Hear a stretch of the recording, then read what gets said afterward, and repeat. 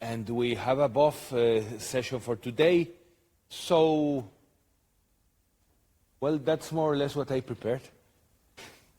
The DebConf Committee consists of Nattie and Sruthi here, Stefano, that's not feeling well, Bernel, who couldn't come, and me. Tercero. And Terceiro, sorry. And Terceiro, who also couldn't come. Yeah, I thought we were six and something was missing. Sorry. So what the committee does actually is not so much. The committee has little but important responsibilities, which is, well, to oversee the budget that's proposed by the local teams as they organize, and to is tasked with choosing the next, the 2 year from now conference location. What else can you say about us? Helping out the local team. Of course. Yeah, when they have some queries or like.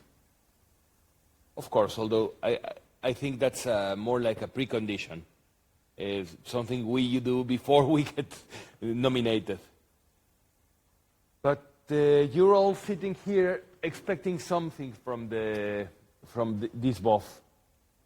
Who has questions for us? To Enkelena?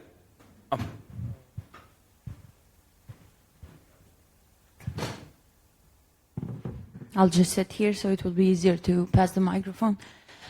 How do you feel like, what work do you do in overseeing teams that you delegate? There are teams that work in DebConf. Do you think you should do more? Do you think you should do less? Have you evaluated that? There is an example I'd like to take in DebConf 22, which I led organizing. We had a list of invited speakers, and I invited Greco Hartman to come, but his July was fully booked. And then we didn't manage to get anyone in that budget that we had. This is like part of the maybe content team, but it was not clear to me then. Now it is, because things are changing. So having someone who would oversee these or help would be nice, you know, with suggestions and stuff. So how much do you think it's the committee's duty, or how do you see yourselves involved in that?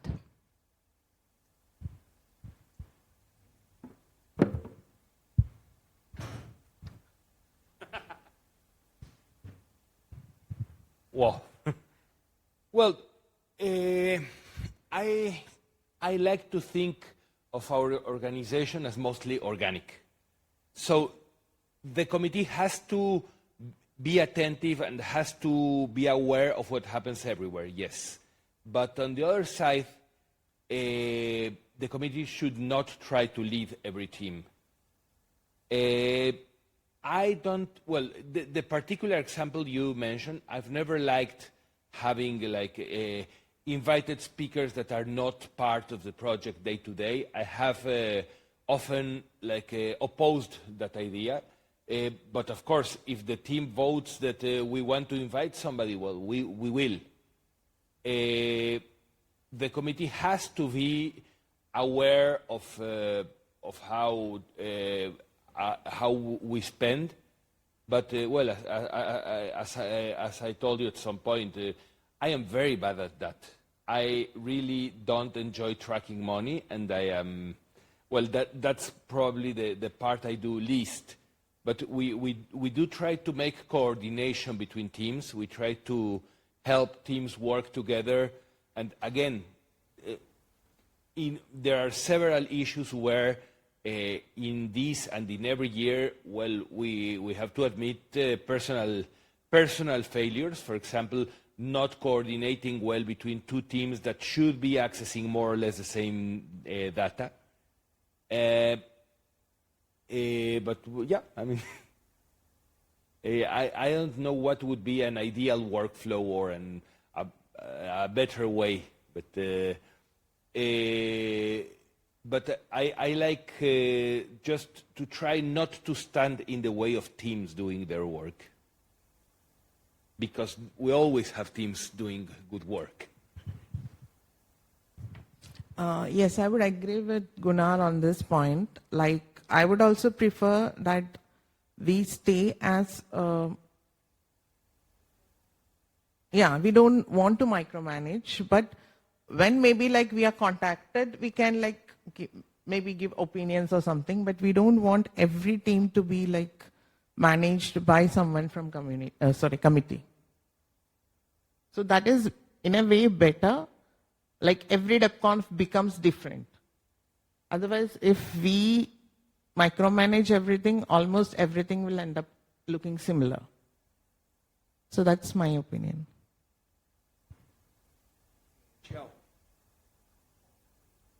I have a question about the photo copyright. I take many photos on this DebConf, but I not see any guide on the website or any place to about the copyright of about this.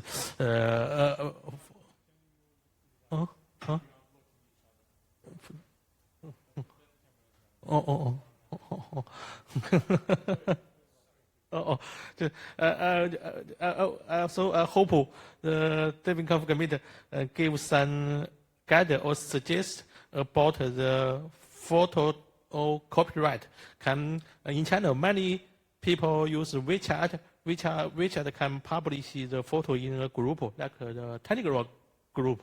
Also this is the photo can publish in my personal website or personal blog or others. So I don't very clear about this. If the DebConf can send guide or suggestion about this.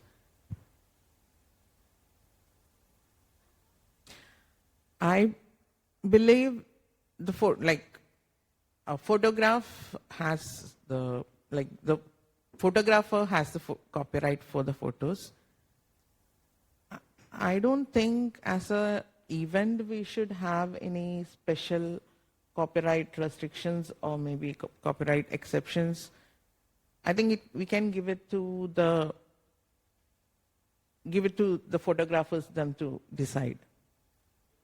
For example, I take a photo long. This picture can I publish it to my personal website? Is that copyright of you or DebConf?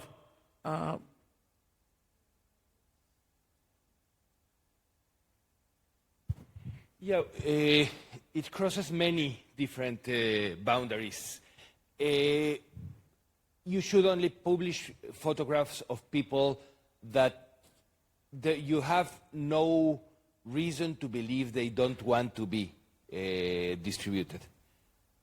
I know of 2 people that have requested explicitly not to be in photographs. And if they are photographed, they should not be shared in social media. But it's not DebConf that decides, it's every individual. So if you have a picture focusing on them too, you have to ask them, not me as an organizer. If you have a picture of this room, well, it's much harder to go ask everybody, but the important thing is to try to be respectful of others. I mean, I took many pictures, say, during the day trip, and I shared them on the Git repository, and some may be shared in many ways. I don't know, I would toss a microphone at Igars because he's been dealing with this for a long time. He takes more photos than any of us combined. I just wanted to add one point. This reminds me of like in DebConf 19, we had some pins, no photograph please. So if somebody was wearing that pin, nobody was supposed to take photographs. So I think we should bring that up, like bring back so that if anyone who don't want to be photographed, it's explicit for the photographer that they don't want to be photographed. Yeah. Well, I'll go straight to that actually. We did have attempts of that in past DebConfs. Unfortunately, it's quite problematic to get that information. So where there's 300 people, and you try to take pictures of them from the front, from the back, from the side, and groups of people, you basically never see the pins. You don't even see the lanyards or lanyard colors in most of the cases. So it becomes a bit impractical. Sorry?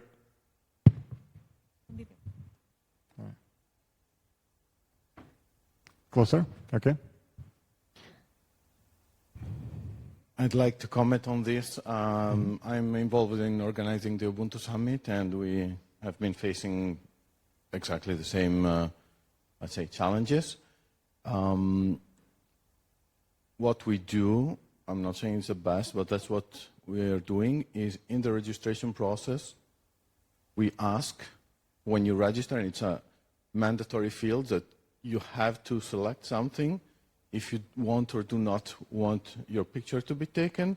And if you do not click, I don't want my picture to be taken, you accept that you will be photographed, because there will be videos, there will be pictures. It doesn't scale up, especially in a conference where it's like 100, you can manage it, 200, 300, 500, 700, 1,000. You can't do that. It doesn't work. Your picture will be somewhere. And then people get upset, and that's not right. So we explicitly say, unless you click here, you accept that your picture will be taken, and that's okay with you. If you don't accept, at the check-in counter, you're given a very extremely different colored, very bright color lanyard.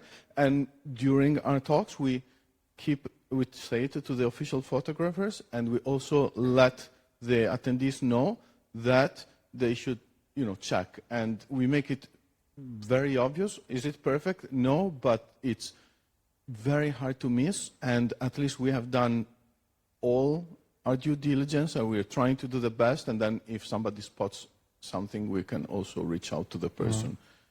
That's the best scalable way that we manage to achieve. I just wanted to share it.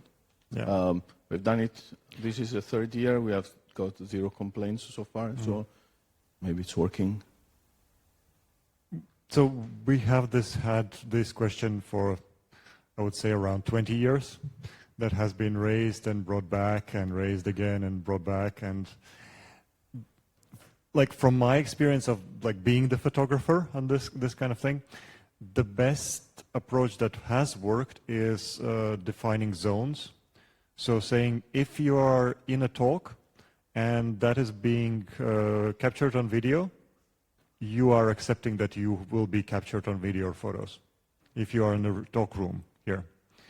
If you are in a silent hack lab, then you will not be photographed. So that's like these kind of ideas, that these are zones where people are that accept to be photographed, and the zones that are not to be photographed. And in some places we also had this for the video coverage. So we defined also zones where people could sit where there will not be video coverage. And that was okay. In the later years, there has been less talk about this. So as Gunnar said, like at this point there's maybe 2 people that were in this whole organization that were objecting to that.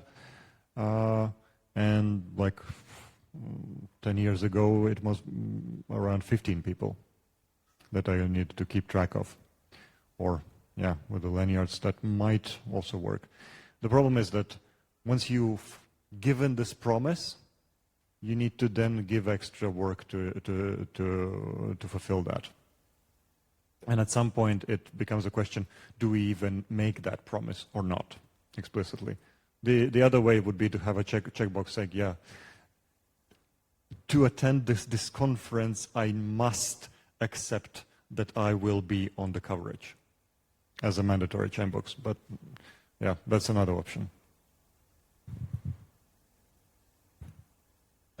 I agree with this last point. That was one of the considerations. And I also agree that it looks like there's less people. Sadly, maybe we all gave up because everyone has a phone in their hands and they're going to record you like it or not. So probably we got a little bit desensitized on this, but I feel like the quantity is less of people that requested, but those that requested have a very stronger opinion on that. So that's your conference, that's your choice. I think that at the very least, I accept that coming here, I will be recorded, is one very good choice. The other one is more work, but maybe a little bit more inclusive. That's it. Yeah, I understand that. And then going back to the question of copyrights and stuff like that, and so there's no general policy here, but it is common for the people to publish the photos with licenses that allow further use and distribution, such as Creative Commons attribution license, or MIT or GPL licenses as well work fine-ish for the photos. But yeah, if you focus on a specific person, then it's not the photographer's copyright, but it also is the actor's copyright. The image rights. Image rights of persons, performers' copyright. That's all kinds of stuff gets involved. So if you keep to the white shots, then it's okay in most jurisdictions. Yeah, I was going to say in some countries, like the country holds a copyright on public spaces, which I think it's crazy. But some public buildings are not to be photographed because they are owned by the collective. Technically, the rooms of the Debian conference are private spaces because attendees are expected to be there. So if you photograph like 3 or 4 people in a DebConf room and then photograph the same people on the street, different laws may apply, strictly speaking. But as long as nobody objects, then everything should be fine. If somebody objects, then please delete and remove the post immediately. So that's the practice here. That's it. So anything else, any other comments or questions or doubts you have or on the DebConf committee?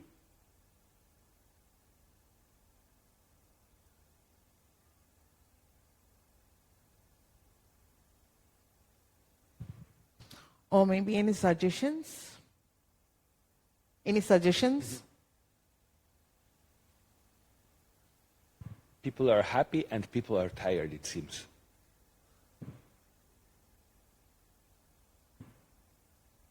Well, so I think we can wrap up the session if we don't have to be sitting 45 minutes just because we promised we would. Who keeps a promise?